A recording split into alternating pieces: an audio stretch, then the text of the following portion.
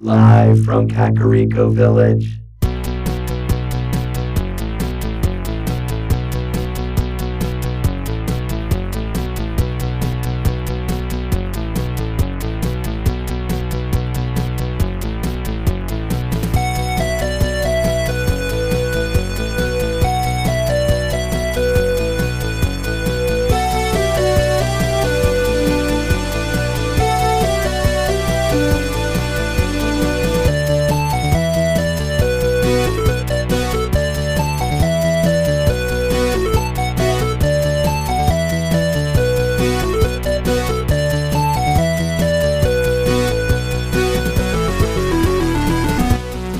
Broadcast throughout the Retroverse, transmitted to the real world via a maze of wires connecting a Super Nintendo to a Wii, to a Wi-Fi network, and finally to the Internet. The Techno Funk Boy presents the Retro Zoo Super Show.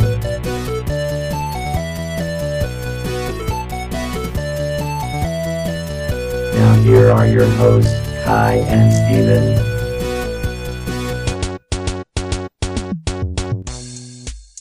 Greetings, everybody. Thank you so much for joining us. This is the Retro Zoo Super Show.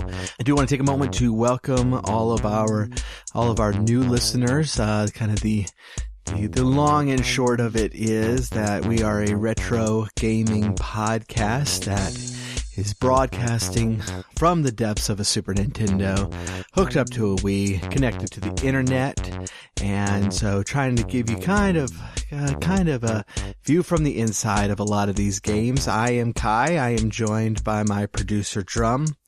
Drum, how's it going today? I am functioning normally. It's really good to hear.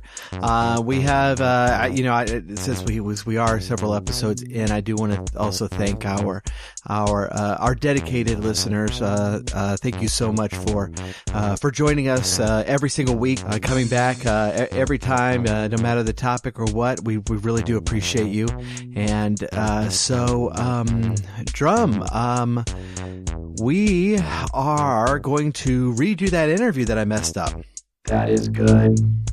Yeah, I'm kind of excited. We do have a guest online for those of you who did not hear last time. We actually did this entire interview and it didn't come through right. You messed up recording it. I messed up recording it is exactly what happened. But our guest was very kind enough to loan us more of his time, and so that we will be jumping into that. And I'm pretty excited about it because I have to tell you one of my great passions besides video games is Lord of the Rings, J.R.R. Tolkien, Middle-earth in general, everything associated with that. And I'm going to be able to kind of dip my toe into both pools here because we are going to be talking about a Lord of the Rings game, the Third Age, which was released on pretty much all the consoles. And so I'm pretty pumped about that. And so we're going to be jumping into that pretty soon here. But first, I wanted to update you on what's kind of been going on. You know, for those who follow the show, it's no secret how much of a fan of speedrunning I am. And we've done several episodes on speedrunning or at least mentioning speedrunning.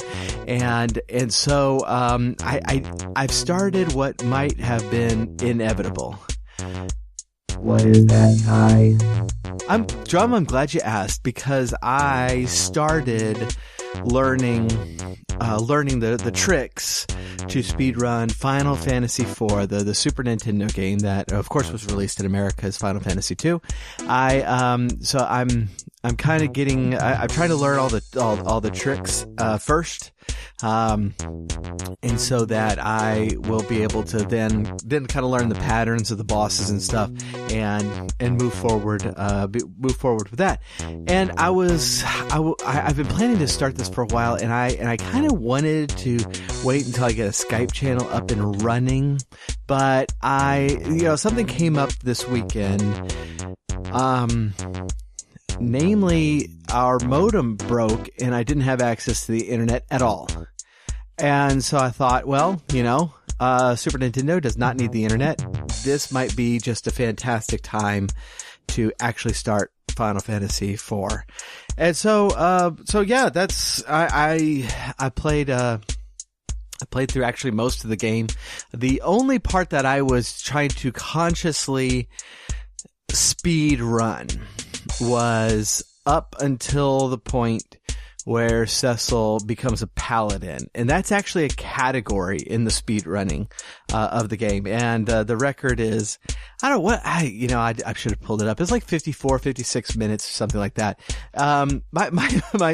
My time was over 2 hours, but I was having trouble with a couple of the glitches and using only data on my phone, and by the way, I had reached my high speed limit on that, and so I was downloading at reduced speeds with no internet. I was trying to learn how to do these things, like that. And so I thought I knew, but then I had to look it up, and I had to wait forever to look it up. And so, my time was pretty abysmal, but all things considering, I was pretty happy with it. But I kept going through most of the rest of the game, and there's a lot that I'm going to need to learn. But as I'm playing through it, I'm seeing it's like, wow, I didn't need to spend all this time level grinding that I did as a kid, and I had some fun. I actually pulled up my biggest save file. It wasn't my first save file, but it was my biggest. That I ended up with all my characters in the 90s, mostly 99 as far as levels go, and it was well over 50 hours of gameplay to get there. And I was like, wow, okay, so I really don't actually have to do that anymore. And so I got some practice on some of the glitches, and I figure that as we go, I will tell you a little bit more about how that's going. But I had a lot of fun, and it's gonna be slow. I really this is not something I can practice every day.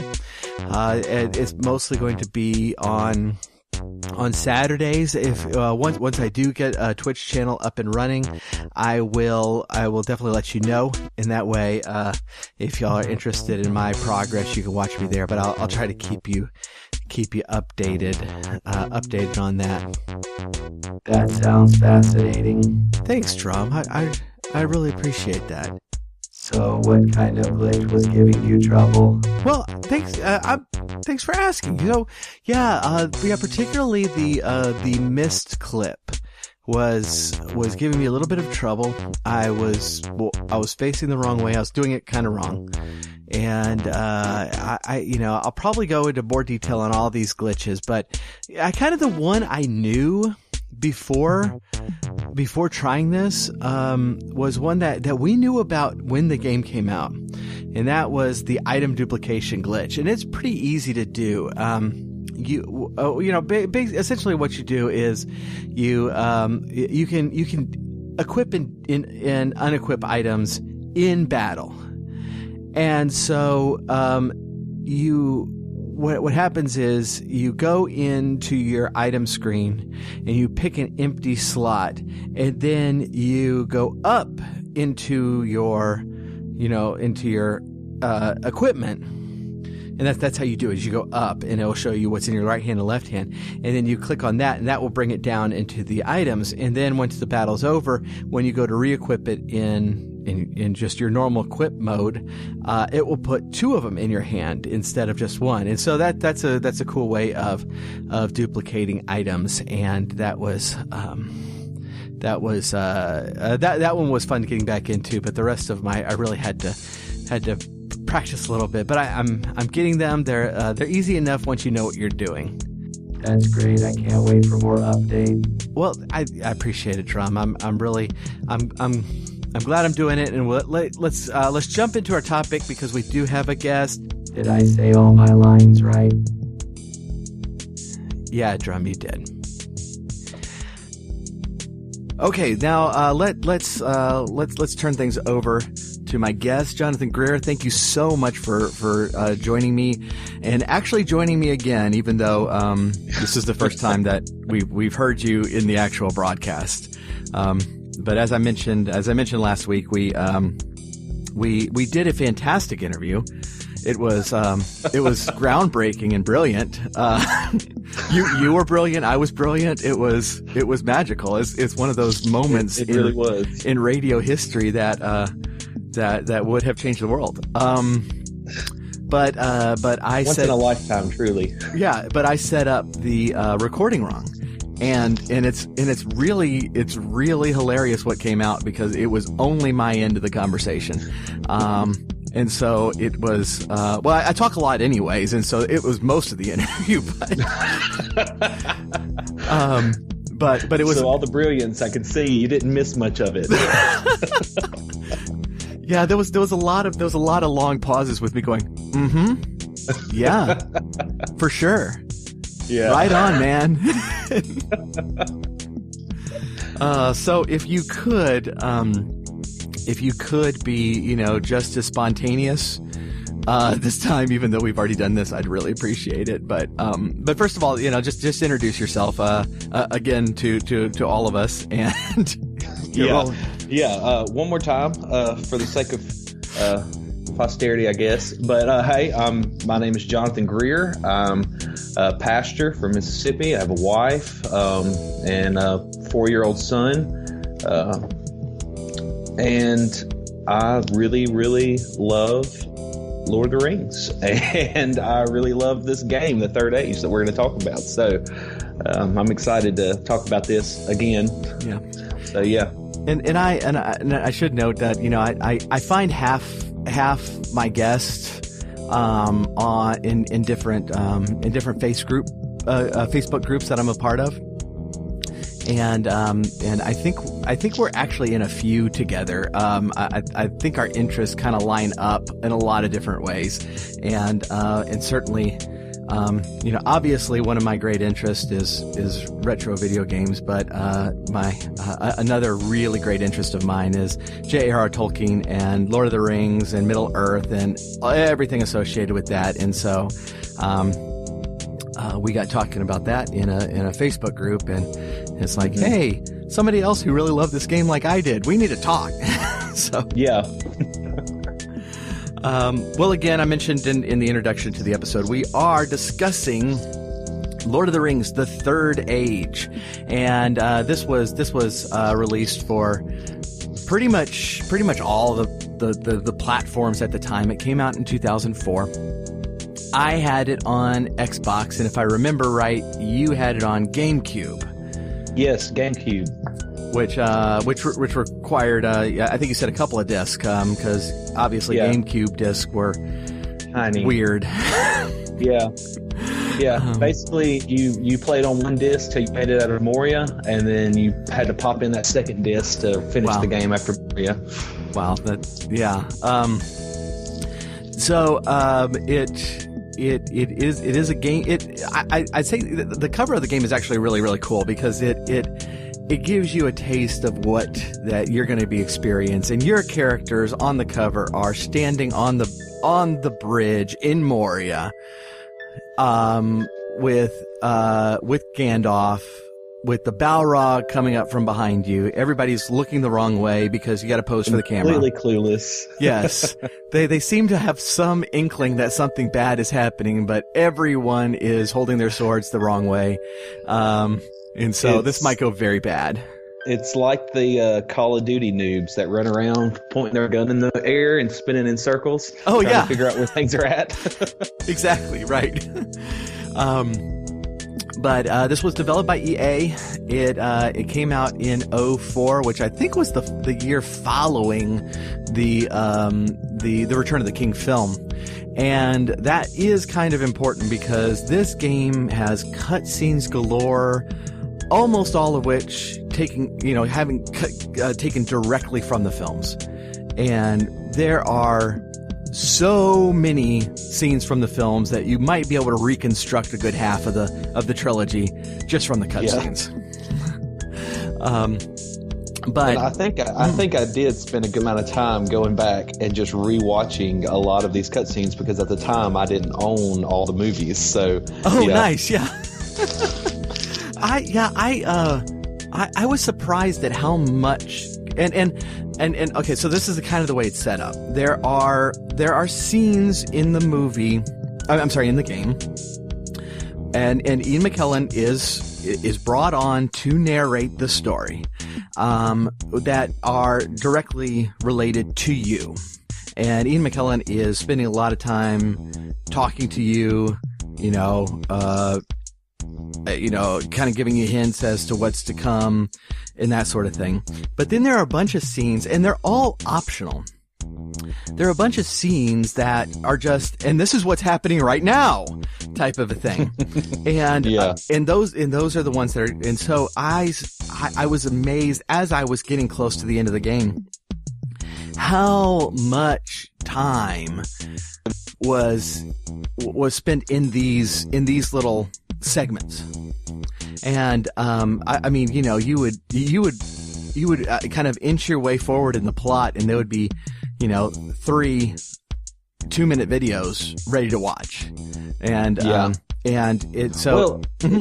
it was kind of rewarding though, because you had to put so much time and effort into getting to those scenes sometimes, especially in game, sure. That it was a really good reward. Right. Well, let's back up a little bit to the beginning, and we're going to talk a little bit about the setup of the game, the gameplay, and then we're going to go into a few spoilers because I think the real flaw, the major flaw in the game, is important to note, and it does require spoilers. But that will be a little bit farther in the review. And this game is almost 15 years old. You should have played it by now, anyways. Yeah. I do feel really awkward giving spoiler warnings for stuff that's that old, but this is responsibility I bear as a broadcaster, I guess.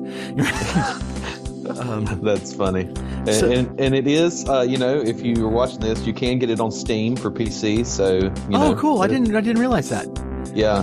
That's fantastic. I'm going to try to pull that up to see how much it is right now, because that will be different by the time people listen to this. Yeah, you could prove me wrong. I'm double checking it too to see. Yeah. But I'm pretty sure after our last time we recorded, I looked it up to see because I was like, hey, I want to play this again. I bet my only legitimate way to do that is through Steam. I see Lego Hobbit and Lego Lord of the Rings, which is interesting me. Nope, I was wrong. You set up everybody. They were getting excited. This is why you should fact check before you put things on a podcast. But there is you can get War of the North, which is a little disappointing, but you can get it. Oh, really? That's actually one that I wanted to look at, but I have this. And this comes from playing tie-in games from way back in the Nintendo, Super Nintendo age. I have this very healthy suspicion of any kind of movie tie-in, and I honestly would not have gotten this game except that I got it for free. And I was basically given an Xbox at the time. I had a couple of games. I had Halo 2, which I was excited about, and I think I had one more. But then I also had this one, and I was not excited about it. But I put it in, to check it out, and found out, hey, this is actually right up my alley. This is kind of a JRPG type of style, which is exactly what I like to play the most, and so. It ended up being a blast. It was such a good I mean, it was a fresh take on it because all the other movie tie-in ones were just hack and slash, directly following the movies. You know, not much variance at all, and this one was just so.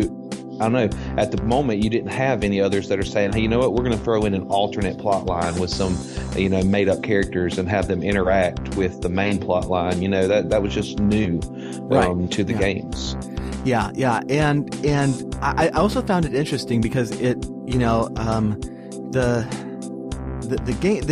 EA had the rights to make games based on the movies, not the books. Yeah, and it's one of those really kind of tightrope walking type of things that, and honestly that like Peter Jackson was having to do when he was making the Hobbit films, because he had the rights to the Hobbit and he had the rights to the Lord of the Rings, which had information in the appendix about the Hobbit and stuff that was also going on at the time, but he did not have the rights for like other Tolkien writings that further explain the Hobbit, like Quest for Erebor. And so he brought in a bunch of those elements, but he had to bring them in through the appendix of Lord of the Rings. And it's kind of the same way here. It's like we can't have Tom Bombadil here because there's no Tom Bombadil in the movie. But you can, all the weird names they have for different, tobacco and stuff, we can make those into items, and so there's actually kind of an ingenious way that they've used the plot of the movie to establish this parallel plot that is original, but that fits in very nicely in most cases, and only very rarely kind of steps on the toes of either the book or the movie. And so it was really, really well done and very well thought out. Which I won't spoil anything just yet. I mean, again, that feels a little awkward, like you said, but I feel like if they did drop it short on anything, it's really all at the end. You have a solid game until you get to the last couple chapters of gameplay, and then that's where all the little downfalls come in. Right, exactly. All right, so let's jump back to the beginning of the game. And you are a soldier from Minas Tirith named Barithor. And you are up north near Elrond's house and all the stuff that's happening in the north before the Fellowship of the Ring is coming south. And you are looking for Boromir. And you have an important message for Boromir. And we don't know what that message is yet, but it's very important. and I think and you might have to remind me. I think you actually come across the Nazgul. Yes. First thing you do is you're just walking in the woods, and you don't get to take 2 steps, I don't think, and before the Nazgul pop up. Right. In a battle sequence. And spoilers, you lose. So mandatory loss. Learn right that off the hard way after restarting my game several times. Yeah, for sure. And I would much prefer game developers out there, if you give us some kind of warning before a mandatory loss, because I tell you what, in Chrono Trigger, there's a mandatory loss. At one point where you think it's quite possibly the end of the game, and it's a mandatory loss battle. And if I had known that, there was a couple of resets on that one too, until it's finally like, oh, this is dumb. Oh wait, more plot. Yeah. And so yeah, and you are saved by a she-elf named Idril,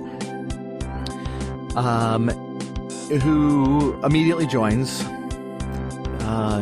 you upon your way, and basically the main thrust of the plot is you are very, very critical. You need to reach Boromir right now, and you end up always kind of a step behind him.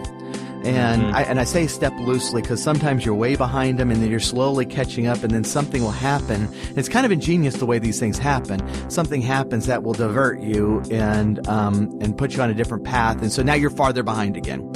Yeah. And so the gameplay, it's very much in line with a Japanese role-playing game. It's, oh, you know what? One thing I looked up last time we did this great episode that I didn't, let me try to pull it up real quick because there was a certain, phrase they were using for the combat, and I'm going to pull it up real quick. Okay. They called it Conditional TurnBased. And this was, I think purely pioneered by Final Fantasy X, but, back, in the early days we had purely turn-based combat, which, my side went, your side went, my side went, your side went. And then, about Final Fantasy IV, they introduced the active time battle, ATB, which is, things are always kind of moving and you are preparing for your attack based on your speed and that sort of thing and any status buffs you have. And so certain characters were cycling through much more quickly than other characters, and it was still quasi turn-based, but it was much more active, which is why they called it active. Yeah, and you have a little bit of control over that with skill use, haste and different things like that. Yeah, exactly, yeah. In this one, it kind of blends the two, and I kind of dug it because what it is, it's not. They take the active part out of it. There's not a time limit anymore about choosing your actions. The bad guys are not fighting while you're choosing your actions. But it also is not purely turn-based, because certain things you can do will kind of raise you in the order. And on the left side of the screen, it has a chart of who's going next and the order from, next move to 10 moves down the road. And so you can see it's like, okay, if I cast haste on this person, let me ready that spell and put it on it, and everybody would move accordingly. And you're like, oh, okay, that will help this way, this way, this way. And so it's not quite turn-based, but it's also not quite active. It does let you very carefully plan your attacks, which is very important in this game. Yeah, which it's a little bit of a learning curve, because I think you're midway into the game. I mean, at least I felt like I was it was time to get to the Balrog fight. Spoiler, you fight the Balrog. Yeah. But it's you've ruined everything for the people. I know, it's on the cover. Right. But it's before you get there. I was there before I was really getting the hang of, all right, how can I maximize my attacking ability here? Right. Because especially when you fight some of these big bosses, I mean, if you don't, they're going to destroy you. Exactly. And I think I had a little bit of an advantage there because I had played Final Fantasy X before playing this. And I think you said, in our previous conversation, that you played Final Fantasy X after this. Yes, Final Fantasy was much later for me than this game. Okay. Yeah. So, that is a kind of a skill in this game that is very worthwhile, to learn because, and especially because, and we might go into this, the way the battles go in this game, it can go south very quickly, and the battles are very long. This is not, I mean, the way it differs from Final Fantasy X is like the average, like random battle on the screen in Final Fantasy X is you can dispatch of these characters pretty quickly, and they might hit you, but you're going to be fine unless you just get way over your head.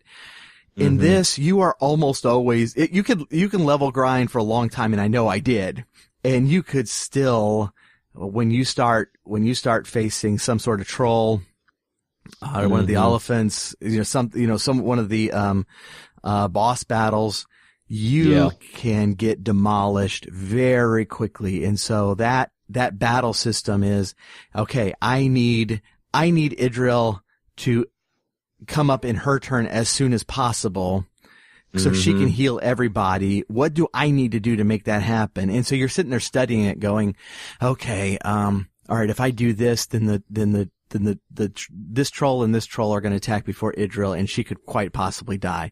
But if I do this, then there's only one troll attacking, and that might help, you know. Well, and I think they did an amazing job in this of making the battles, I don't know, as realistic as you can get fantasy battles in a fantasy world. I mean, you when you're facing, 5 goblins in Moria, they're not going to be just monstrously overpowered, but they are going to be tough because there's 5 of them. Right. But when you fight a troll, it's really kind of like in the movies when they fight a troll, and it takes a lot of teamwork and coordination to take it down. And if it hits you, it's going to deal massive damage, possibly to the entire group. Right.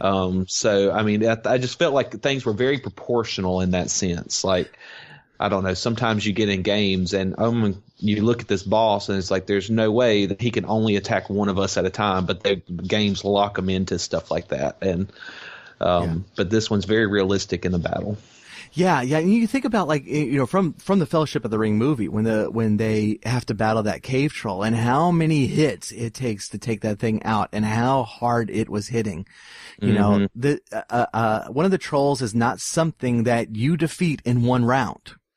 Nope. You have to hit it over and over and over again. And so, a couple of things that are really well integrated in the game is, the spells and status ailments, and the items and status ailments just all the time. You are trying to take any advantage that you can, taking out their armor, taking out their strength, slowing them down, doing whatever you can to get the upper hand in pretty much every battle. battle. From casting spells. Yeah. Or doing chants, so that can be crucial. I mean, everything. It's. I don't know if we can over communicate how difficult and grueling some of these battles can get, especially in game, because everything matters. And one good example of it, and I'll put this video in the episode description, which will be at technofunkboy.com/2121, the numbers 21 for episode 21. This video I ran across because I was looking at me really loving speed running. I was looking up as like, hey, do people speed run this game? How fast can they get it? And I ran across a video titled "Why No One Speed Runs the Third Age," and there was and this guy was whoever was the runner on it was so close to the end, within 20 minutes of ending this game, and got into a battle with two of the giant elephant characters, and they've got all these archers on top of them, and they wiped out his party before his party had a chance to act. Yeah. And it's just brutal. And I've had that happen to me. Even though I thought I was over leveled, I've had it happen to me where I've gotten into a fight with some trolls and they just demolish me. Yeah. The item system, I'm going to specifically reference our previous interview because you had some really great thoughts about the item system, in it and how intricate it was and how cool it was.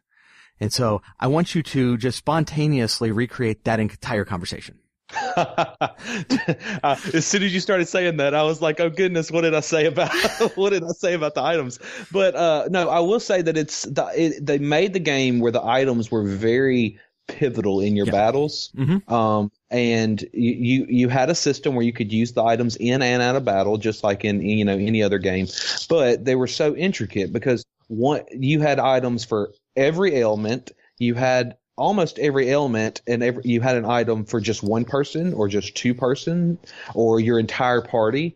You had your low, medium, and max regeneration for your action points and for your health.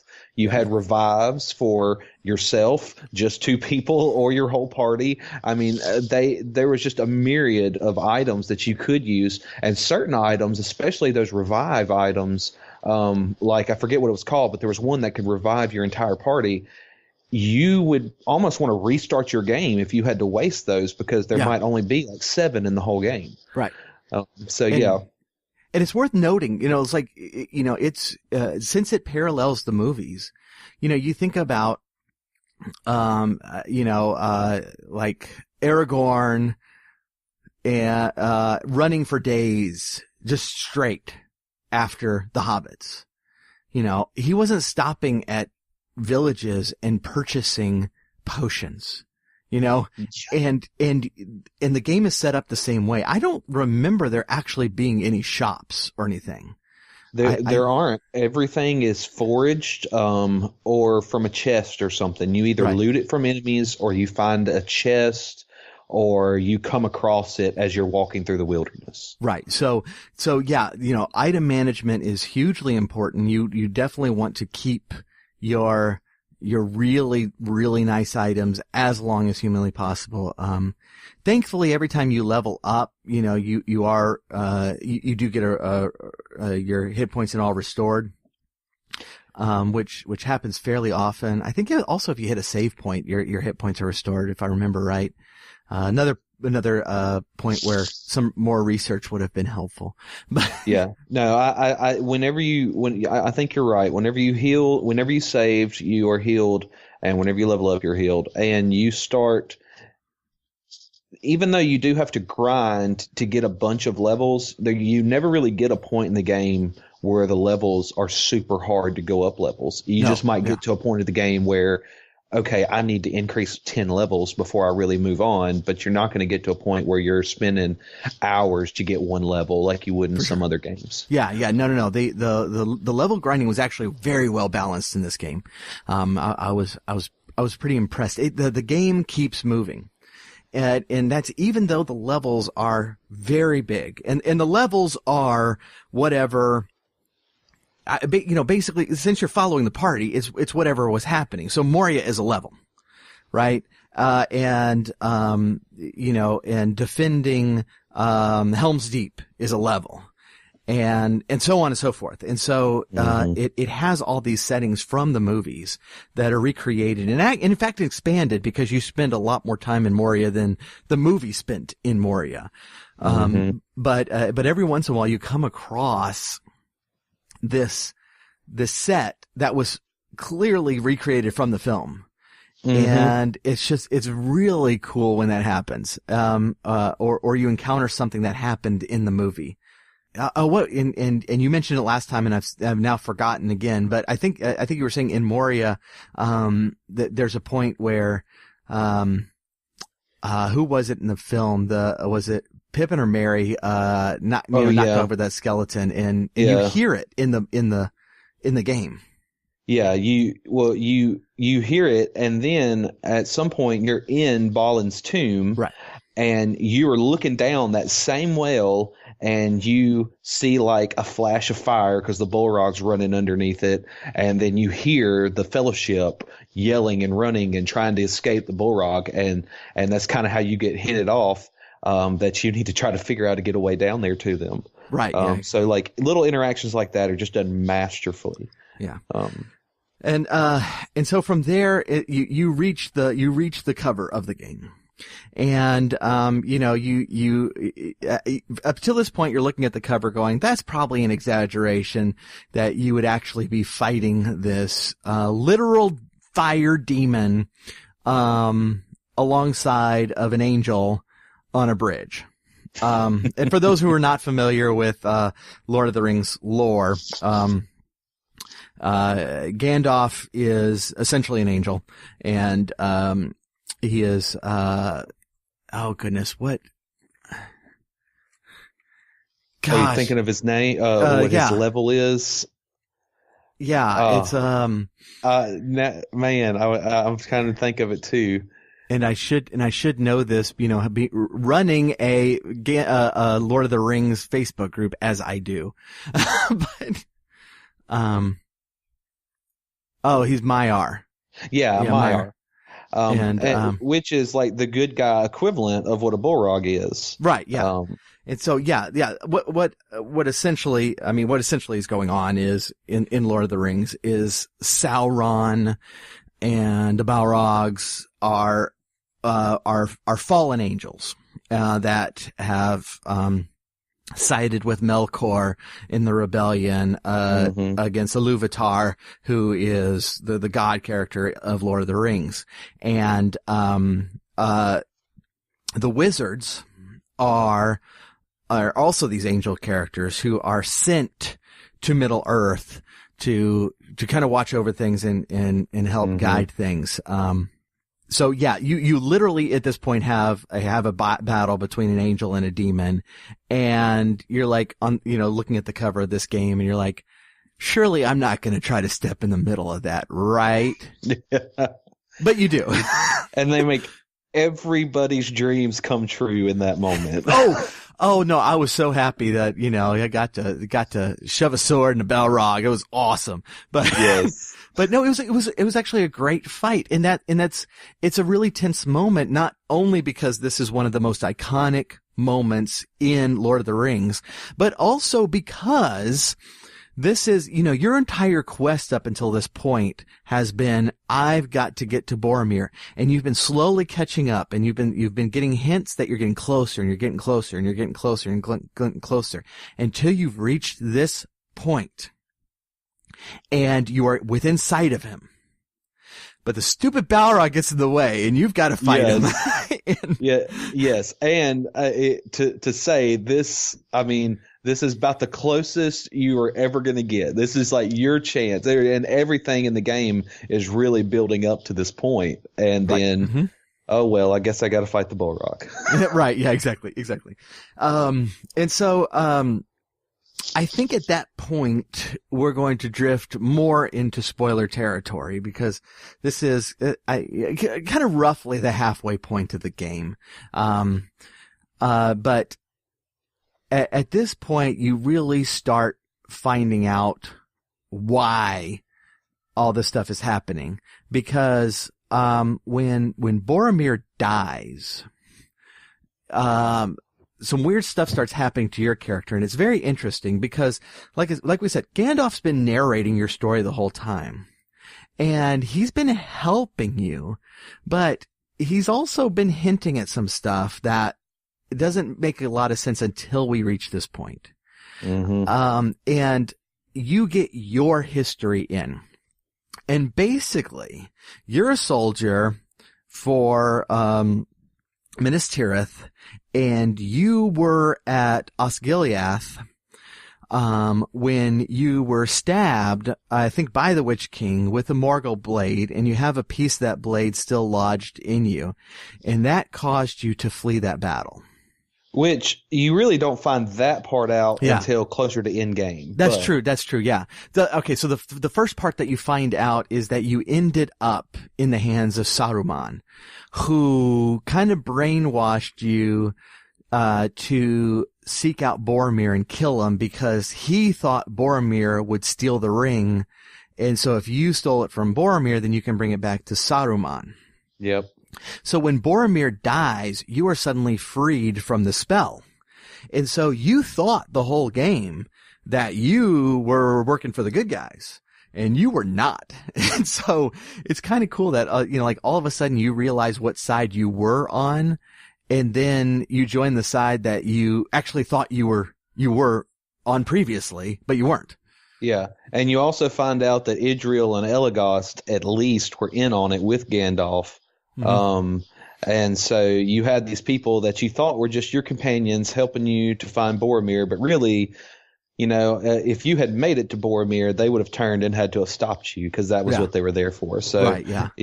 And Elagast, I don't think we mentioned Elagast. We should run through some of the other characters. Elagast is the ranger, if I remember right. Yes. There's also a dwarf Hadhod, a Rohirrim, Eowyn, and someone else from Minas Tirith, a kind of a thief character named Morwen. And there is just like a half-hearted attempt at a love triangle in the game, where like Idril is kind of into you and Morwen is kind of into you, and you're under several spells, and so you're not quite sure what's going. And if they resolved it in the game, then I missed a special cutscene.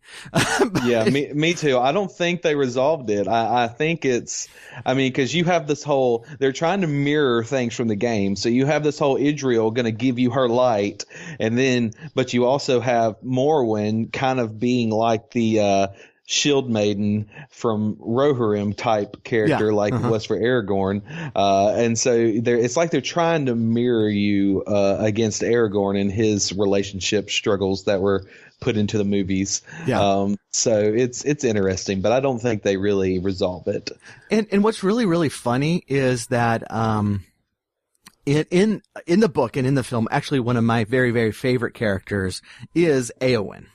And so when I was first reading it, I was like, Aragorn, she's clearly a better character. Go for her. But it turns out another one of my very, very, very, very, very favorite characters in the book, even though he was not well done in the movies. I was about to say well portrayed, but the actor did a fine job. It was just poorly written. Is Faramir. Yeah. Faramir is in the book is an amazing character. And so when Éowyn ends up with Faramir, I'm like, oh, okay, that's fine. Two of my favorite characters. But in the game, I was just like, no, Idril, that's the girl for you, Bear. What's this thief doing around here? We don't need her. Yeah. Trying to steal your love. That's what it is. Right. Oh goodness. So you keep going forward. You end up fighting again through Osgiliath, which was a really intense area of the game, and I found that area particularly difficult. But you end up facing off against the Witch King again, and the Witch King, by the way, is the leader of the Nazgul. For those who aren't overly familiar with it. Yeah. Well, if I could pause you real quick, after you get out and do the whole Rohirrim thing, I mean, you're actively involved in gathering up the Rohirrim to go and help at Helm's Deep. Oh yeah. And then once you get to Helm's Deep, you have this experience where Saruman is actually like talking to you, talking about how you've betrayed him and all this stuff, and that's really where you find out all that stuff, the backstory about you that you explained, and then Gandalf has to do a little explaining to kind of open up to you what had happened. But the spell that Saruman had you under is really not broken until Helm's Deep. Oh, right. Yeah, that's right. Yeah, I thought that the whole second half of the game, the plot is actually, since the plot is now turning and focusing on you more, I thought it was really interesting. Where the plot of the first part is just, where's Boromir? Let's go find Boromir. Let's get Boromir, Yeah. And so there was a lot of cool stuff happening, but the plot was light. The plot in the second half is very much focused on you. And so, it kind of takes this thing that you thought was happening, that, I'm just gonna parallel the Fellowship the whole way, and kind of write my own story. But no, there actually is a lot of stuff that's going on, and this is the sort of starting the place where you find out what it is. Yeah. Osgiliath. Yeah, Osgiliath. This was so cool. This, I tell you, when you face off against, the Witch King, riding a fell beast, it's a very neat scene. It's a very intense scene. And that's when you find out, I'm getting the chronology right, but the plot actually reversed. So before, going back again in the past, before you fall into the hands of Saruman, you were at Osgiliath, and you faced off against the Witch King, and he buried a Morgul blade in you. Yes. And it left a shard, as it's apt to do, apparently. They're really brittle, apparently. Very. They're not very good for slicing, but, for long-term curses, there's just nothing like it. And so, that's what caused you to at first flee from Osgiliath. And so, getting up to this point, you're starting to get hints that things were not like you quite remembered them. Like you might be a coward. And this, now you're finding out why. Well, and you also get that the Witch King might have potentially been grooming you to become maybe another ring wraith or potentially his replacement. Like it's this weird, like he had chosen you. It's not like he just came and stabbed you because you were a random soldier. No, it's like he chose you. Yeah. And put that blade in you for a reason. Exactly. Exactly. Yeah. And so in this battle, all of this is coming out, and it probably the most intense scene of the game. You're unable to harm the Witch King with this thing in you. And so you have to cut it out of yourself before you can even start the battle, in full, I guess. And so it turns out to be this really, really cool scene where you're actually digging out the last of, the evil manipulation out of you so that you can fully side with the good guys. And it was like full on physical metaphor of catharsis, like like very much right. Like I'm about to go through something that's about to kill me, because I mean the shard is very much about where Frodo's was, and it's close to the heart. And so while you're having to like jab a sword or dagger in you to get this thing out, it's with the idea that, maybe I'll live to fight, but even if I'm going to die, it's not going to be under your control. Right. And so it's just an awesome moment. Yeah. And this is also a moment that solidified, I think his connection with Idril, and, because she's there guiding you through it and helping you through it, and Morwen's not being helpful, which is why it's dumb that this is a love triangle. This is the last time I'm going to mention that. And so, all right. So we've gone through this. Now we're kind of going through the final battles here. And so of course, the game is going to go through Minas Tirith. You're going to witness all the cool stuff that happens there, fight some very, very, very big bad guys. And, that take a long time. And I will say, I don't know if we've hit on it I don't know if we've really talked about this explicitly, but you get to fight with more than just Gandalf of the Fellowship as you go through here. I mean, when you're getting here on the fields of Pelennor, you have Aragorn as an enemy. I mean, not as an enemy, but as a part of your fellowship, as part of your party, and he can even do the summon the dead thing, and like that was really cool. All the ghosts will run across and attack your enemies. It's not a one-hit kill like it would be in the movies, but it's a good way to start your battle off. Yeah, for sure. Yeah. That was really cool. I really liked Aragorn's inclusion there. You're making your way through it, and I think this is the point where if the game had not been so good up until this point, it would have all fallen apart. If it had been like this the whole game, it wouldn't have been. You would have just been eye rolling, and you'd have trashed it. Right. Yeah. So yeah, I mean, obviously the game has taken some liberties with putting you on the bridge with Gandalf against the Balrog, but that's nothing compared to the liberties it's about to take. Because the first thing that happens is, so obviously in the books and in the movie, Éowyn kills the Witch King. And so one of the Nazgul is down. The game designers, what was it? Go ahead. It was just in one of those Facebook groups that I think you and I are both part of. There was a post about this, and apparently there's debate among Lord of the Rings fans of whether it was Éowyn or if it was Pippin. Or Mary. I forget which one's there with her. It's Mary, because Pippin is Yeah, but it's because there's a debate over that. It's lost in the movies, but because of his special dagger that he got from the Barrow Downs, that he stabs in the back of the Witch King, and there's actually a little debate on what actually killed the Witch King. Was it Éomer, or however you say her name, or was it Mary? So interesting. Yeah. Oh, now you've given me something else to dig into. I spent a lot of time researching whether Balrogs have wings or not. And, and I will also put the video of my research of that, in the show notes. So, now I'm going to have to do this one. Great.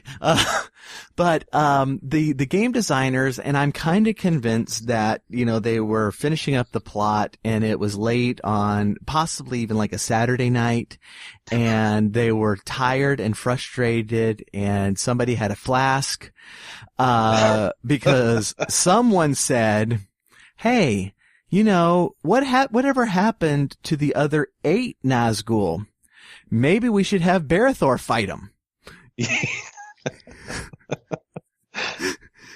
Because the 8 other Nazgul show up, stab Morwen, and proceed to get into a fight with your party. All 8 of them at once.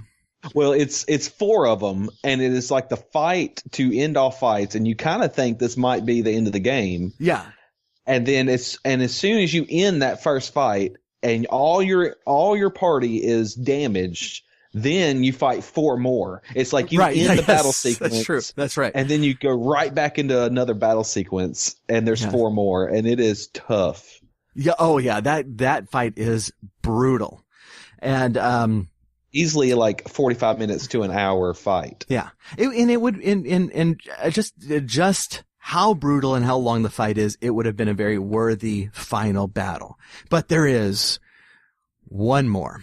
One more. Because you imagine like Gandalf and, Aragorn, Theoden, somebody, like that. They're in a council. Of course, Barethor's there. And they're looking up at the tower where the Eye of Sauron sits, watching them with fiery gaze. And they're thinking, what are we going to do about that? And Barethor says, hold my beer. Yeah. Because the next thing is you're on top of that tower in front of the flaming Eye of Sauron, and you're going to fight it. And I didn't see no steps. I didn't see a ladder. You were just magically up there, penetrated into the depths of Moria. I mean, Mordor to get up onto this tower. Didn't even need an eagle, as far as I can tell. Yeah, this was such a cringe-worthy moment in the game, and it was such a shame. I really think they went way, way, way too far and took way too many liberties at the end. It was an epic fight. It was really tough. And it took a long time, and I finally got into a rhythm of, Idril casting her, auto revive on each person, which if you do fall, it immediately brings you back. And, constantly trying to put buffs on the party. And of course, every time they die, they lose all their buffs, but they also lose their ailments. And the Eye of Sauron is the master of status ailments. Yeah. He will mess your party up. All at once. Yeah. Oh, it's a brutal fight. And so, I think we talked about this last time, in our Lost recordings. You had over-leveled, if I remember, going into that, and it was still a difficult. I had just played the minimum, and I had to go back several chapters back and grind to refight the Nazgul and then get back to this just to be able to beat it, because it was so tough. Yeah, it's a pretty brutal game, and so there are actually a lot of little moments in the game that they step too far. They took too many liberties. They attribute lines from the book and the movie to you rather than like to Aragorn. You bow to no man. Oh. Right. Yeah. Yeah. That was, it was, we were joking about this last time too, but it cracks me up. The idea is like, it's so meaningful in the movie. That's like, no, you specifically, you three little hobbits, you out of thousands. No, you are the ones that bow before no man. Everybody else bows, you know, but not you. But apparently in the game world, Aragorn's just telling everybody that. It's just like, no, you don't bow. No, it's cool. Whatever. Yeah. You know, you bow to no one. The Oprah Winfrey of handing out no bows. Right. No bowing for you. No bowing for you. Yeah. Oh yeah. So little stuff like that is they're very big flaws, but the game is so good that ultimately I really didn't mind them. I rolled my eyes, but ultimately it didn't detract too much from the experience of the game itself, which overall it really was a fantastic game.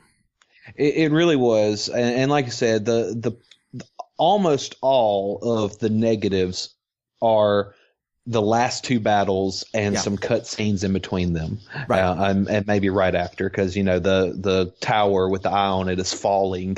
No idea how you could have escaped, and then Gandalf is like, your story's just beginning. So I mean, you got stuff like that at the very end, but I mean, that's not the entire game. That's the very end, maybe an hour and a half of gameplay and cutscenes, and that's it out of a 30+ hour game you're going to play. Oh, sure, solid game. Yeah, absolutely. And, that last line from Gandalf that your journey's just beginning. I did a double take at that because it's like, this is a movie tie-in game, guys. Are you trying to hint at a sequel? Cause there ain't going to be a sequel. Oh goodness. But yeah, overall, I had an absolute blast with this game, and, it was well worth playing. I think after watching that video, I'm not going to try speedrunning it. But it is something that I want to dive back into, at some point. This interview actually, has gone, quite a bit longer than original. I don't know that we've recaptured the absolute magic of the first one. That it would have changed everybody's life. No, it changed my life. I know it changed yours as well. It did, yes. But very, very briefly, before we go, when we first talked about this, you told me that you played a Game Boy Advance version of this game, and I was bewildered by this because there's so many cutscenes and so much full motion video. I was like, I don't know how they're going to make this a thing for GBA. And you promptly reported that they didn't. It just has the same name. Literally just has the same name. It has same box art, same name, completely different game. None of the characters that they made up for Lord of the Rings, none of the plot line. It is essentially a Fire Emblem clone. And it was one of the biggest disappointments of my GameCube, Game Boy Advance gaming career. Yeah. And that's always a shame because it's like, if, I'm a big believer in just telling people what you're going to get. And that ends up solving a lot of problems. And, it's one of those things. It'd probably be more enjoyable if they just called it, Lord of the Rings Fire Emblem. Yeah. Instead of going, oh, here's a game that you really liked on PlayStation or Xbox or GameCube or whatever. You can play it on your GBA now. And you're like, oh, I got to see this. No, that's not what I was expecting. Well, and I wasn't just dumb when I went to buy it. I assumed because the GameCube had the port that you could plug a GBA cartridge into. And so my thinking when I purchased it was, this is going to have some kind of interaction with the GameCube game. You're right. Yeah. And I thought that that's how it was going to work. And then I buy it and it was just like, no, not at all. Yeah. And that's one thing that they were doing a lot of, at the time is, is having the interaction between kind of the mobile spin-off and the GameCube game.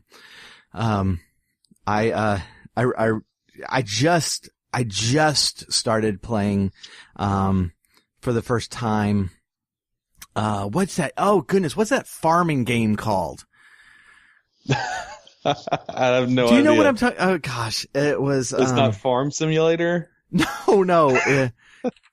But I'm gonna try to pull this real quick. Harvest Moon. It's one of the Harvest Moon games, and it's on GameCube. And I was like, and I'm coming to this way late. I know people who listen to this program know I'm constantly 2 generations behind on consoles. And so just coming to this, and like there's this whole section where you can walk down this road, and I'm like, oh, let me go see what's down there. And like, no, you can't go down there. You've got to have, I think the game, this particular Game Boy Advance game. And I'm like, oh, I didn't know those interacted, but they do. And it's got kind of a cool concept. Yeah, it was kind of a cool concept that was like underdeveloped, but that's like a whole nother podcast to talk about, I guess. And that's a very Nintendo thing to do too. Oh goodness. But, okay. Well, yeah, we've definitely gone longer than original. I really appreciate you coming back, to join me. Oh, did I hit record? I'm joking. Yeah. Oh, goodness. So yeah, thank you so much, again. This was fantastic. I love talking about this game. It was really a great game. Yeah, it really was. Well, thanks for having me on. I appreciate getting to talk with you about it. It was fun for me too, even if we had to do it twice. Sure. Sounds good. All right, Jonathan, thanks. And we'll end the program there. Again, the show notes are at technofunkboy.com/21 for episode 21. We appreciate it, and we will be back next week, continuing our series on Sierra's game, The Realm. Thank you very much.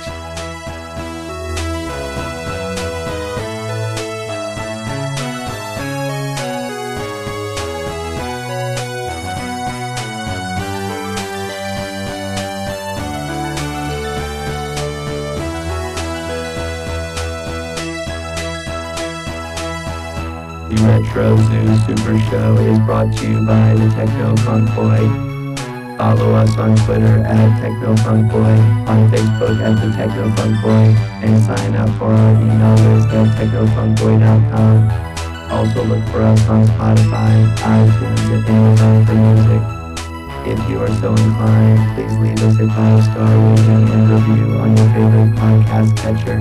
If you are not so inclined, you are obviously some sort of villain trying to conquer the world. Unowned music and gameplay clips are used for educational and critical purposes. Thank you for listening. Keep gaming. Unless you have responsibilities that need to be done over time, then you can game later.